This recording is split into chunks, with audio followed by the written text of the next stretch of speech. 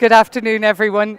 It's lovely to be here just to have a chat today. It's a lot more relaxed atmosphere than Berlin, where I'm normally at produce shows, so it's nice to be here. What I wanted to talk a little bit about today was Keelings, some of the challenges that we've had over the years, and then some of the technology that we put in place in our company to help us deal with those challenges. So I'll describe a little bit who are Keelings, the challenges, the solutions, but also maybe discuss a little bit why Keelings developed a technology company. So a little bit of background. This photo was taken in the 1940s, and that's my grandfather in the middle of a strawberry farm. And that's my grandparents' house, which is where the software company is now based.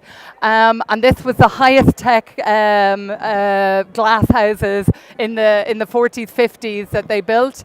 My grandfather and grandmother used to go over to Holland to learn the latest techniques and the latest technology and bring it back to Ireland.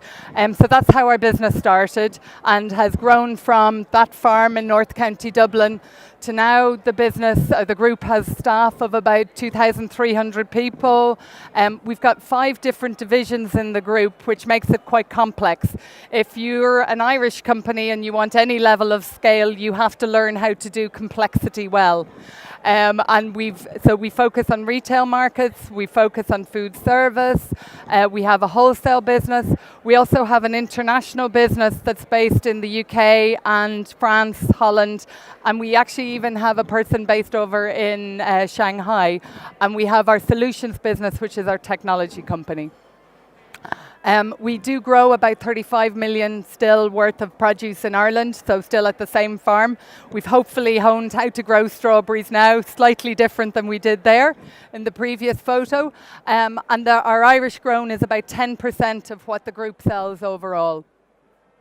We've also launched a brand in Ireland, which again adds to the complexity of what we deliver because we do own brand for retailers, but we've launched a brand in Ireland as well because we believe connection and communication with the consumer drives consumption of produce. And the year that we launched it, Twix spent more on advertising Twix in Europe than the whole of the fresh produce spent on marketing and advertising fresh produce. So it's a significant issue in our industry to drive consumption and to communicate with the consumer. We procure from 42 different countries and we market in about 12 different countries, mainly Europe, but we actually also supply Hong Kong, which gives us a feel for what's going on in the Asian market. We do have about just over 7,000 SKUs in our system, and every day we'll tend to sell about 3,000 different SKUs, so managing that complexity is quite a challenge. And we have 7 third-party customers for our software system. Sadly, this was my first lesson in productivity. I'm the girl who's 2, and my brother's 5. He had the job of picking rhubarb, and he used to get 5 shillings for 12 bunches of rhubarb in a crate. But what he discovered was he spent so much time walking back and forth to the crate with the bunch. Why would he do that when he had a 2-year-old sister? So he convinced me to take the bunches from one end to the other. So sadly, I've been working in the produce industry since 1972. So I've been building up my experience since then. So challenges for our business. I thought a couple of the key things when I got into the business, as much as I'd worked in it as a child, it's not really till you start running certain parts of the business that you realize a lot of the big challenges that we had, and people, were putting up with them for a long time. So when I first became, I was technical director and I moved to be MD of a business. It was the first time I was really looking at the accounts properly, looking at the weekly numbers. And I was constantly getting weekly numbers that by the time you got to the accounts, 7 weeks after the event usually, everything had changed and the numbers were different than the ones I thought they were. And we were making decisions all the time, looking at past information that was too old to make a good, accurate decision. Where did the fruit go? My first encounter with stock adjustments or shrinkage. I didn't know what that was initially, and when I had it explained to me, I was going, how do we let this happen? Again, containers of paper. As a technical director, I remember somebody asking me how many forests did I destroy this week because of the quantum of paperwork that retailers needed us to fill out. It was a big issue. And then another day we had, one particular day, I remember it was one of my worst days ever supplying retailers. We'd already had 2 EPWs that week, and I knew that a label had gone out that was incorrect. I had to drive up to Belfast Depot 2 hours away with a team of people and relabel all the product to prevent the 3rd EPW that week and us getting kicked out of the customer. So those kind of fun challenges. And again, another time I had my father and my commercial person arguing over the cost of the box was, the cost of the product to buy in was €8 or £8 at the time, and the cost of another box was £7.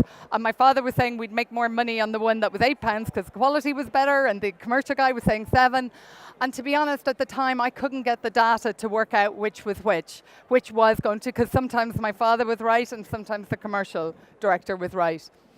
And then a current problem that I think a lot of us have is how to get teamwork going in diverse work locations. So we have people who are working on the same team, selling to the same customer based in Holland, France, UK and Ireland. And how do they all come together and deliver that? So some of the solutions that we came up with, my inaccurate information, we did a lot of work to get to a live system so that we're literally down to daily profitability now. So we know exactly what our sales are every day, but we know what our gross profit is at the end of every day by line, by category, etc.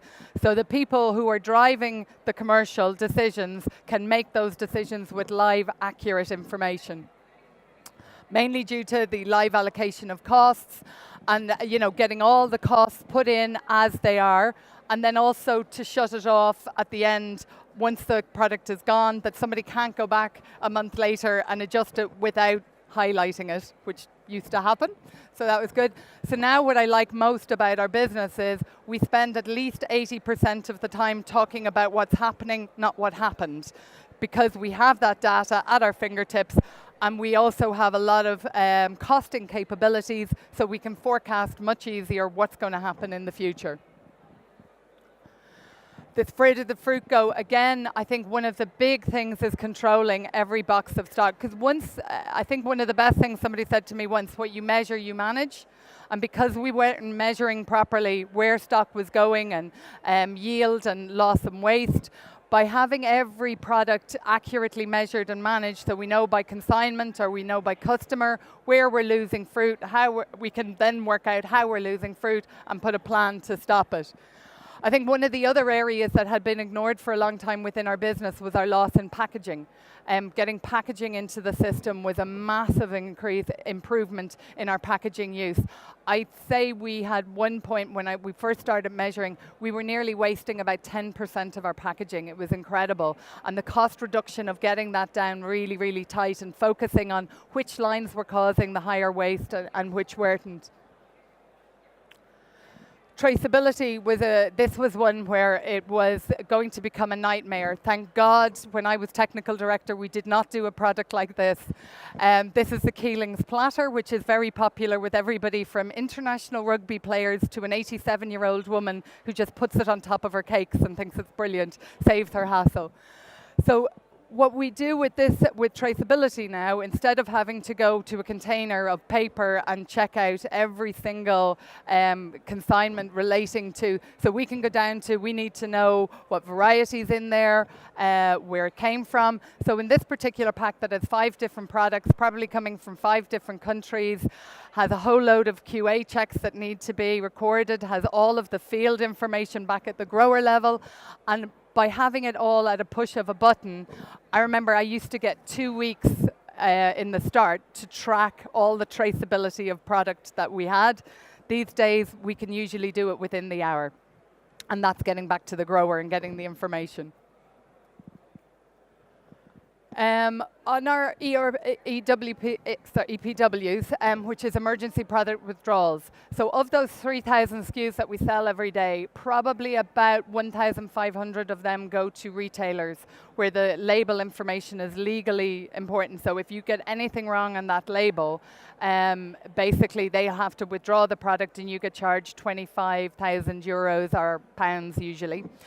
So it is a big challenge for a business when you're doing that many SKUs to make sure all the detail is correct.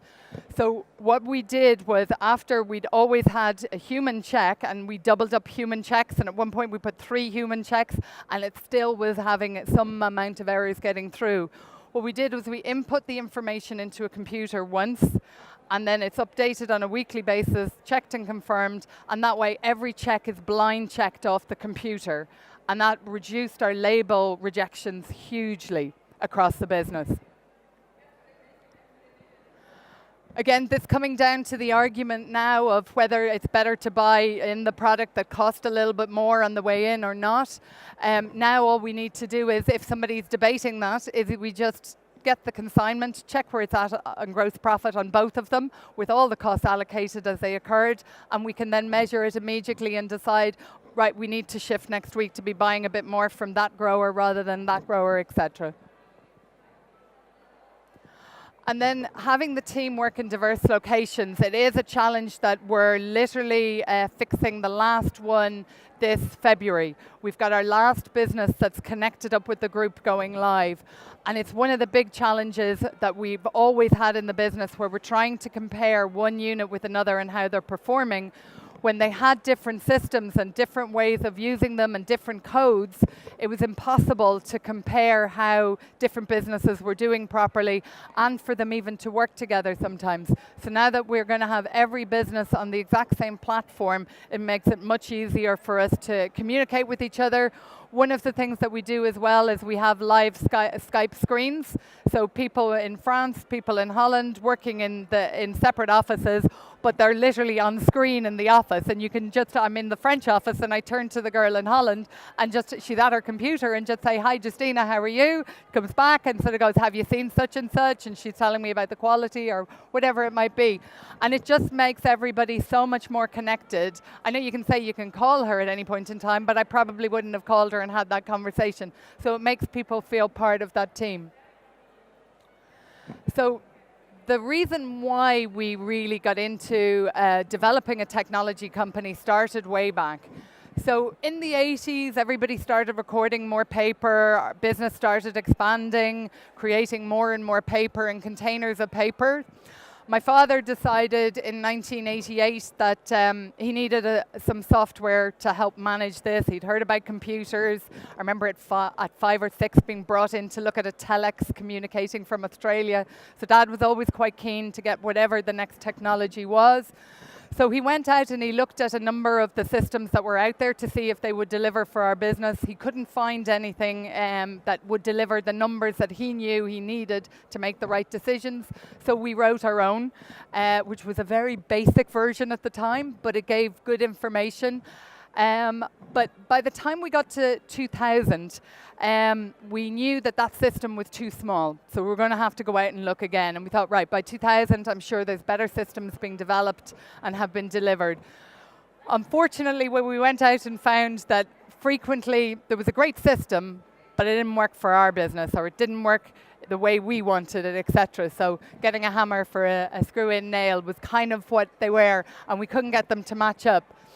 So what we did was we mapped out our business. We wrote the system ourselves in order to drive our business. But we spent sort of 2 years going around with all of our users to work out what did we really need. Because in reality, I know what I needed, but I didn't know what the guy on the pack house, or I didn't know what the goods in guy needed. So we had to work through everybody within the business. So Eamon, who's the MD of the business, was part of the project delivering, as we worked towards getting the system complete. It really took us a number of years to write and get complete. And then it was very system-based. By the time we got to 2009, we needed more mobile. So where we are today is we're working on developing the technology that there's a lot more mobile. So if we have a QA checking product down in Portsmouth so that it can go direct into the retailer, they've got a tablet, they put all the information in the tablet, that goes straight away live onto our system. And it means our business becomes significantly more efficient and enables us to take a lot of supply chain costs out by making sure that all of our equipment is mobile. And basically all of that data feeds into a dashboard. So each of our businesses look at slightly different things, need slightly different information, but an awful lot of it is, you know, the 6 or 7 key pieces of information to know your business is on track, and we're just monitoring that all the time. And each department might have their own different sheet that they get on a regular basis. So I think, you know, getting to why, you know, that was our journey of where we've gone to. I think the thing we believe most is that, you know, this is as slow as technology development is ever going to be. It's only going to get faster in the future. There's going to be a lot more. And I do believe the winners in produce industry will be the ones who use technology for their businesses to achieve their goals. But I do think just knowing technology isn't enough. You need to know the industry. And I do think that industry expertise linked with the technology is what's going to really help drive business performance. And I think when you look at where the future is going, we're probably getting to the predictive analysis, so we're getting much better on the predictive analysis, but how are we going to use the technology with all the information in the future to analyze challenges that we have and propose future solutions for a business in order to enable us to have probably do more with less people, because one of the big challenges we have in our industry is bringing new people into the business, and how do we get them up to speed? Like, you know, I know in the past, and we've always discussed it, and we try to get better at it, but sometimes it takes 5 years to get somebody up to speed the way you'd like them be. If we can give them better tools to help them get up to speed faster, it's just going to make all of our people significantly more productive. So I think what we did when we developed our technology company was we did start with the user, being a user ourselves and planning to continue to be a user. So we started with what we needed and then developed the technology around that, and that's the way we'd like to continue as a business, using all of our users to identify how the business needs to move forward, coming with new technology and driving the business forward. I think will help everybody who uses our system to make great decisions, because in reality, they're the ones who are going to have to use the technology to make the great decisions for their business. Thank you.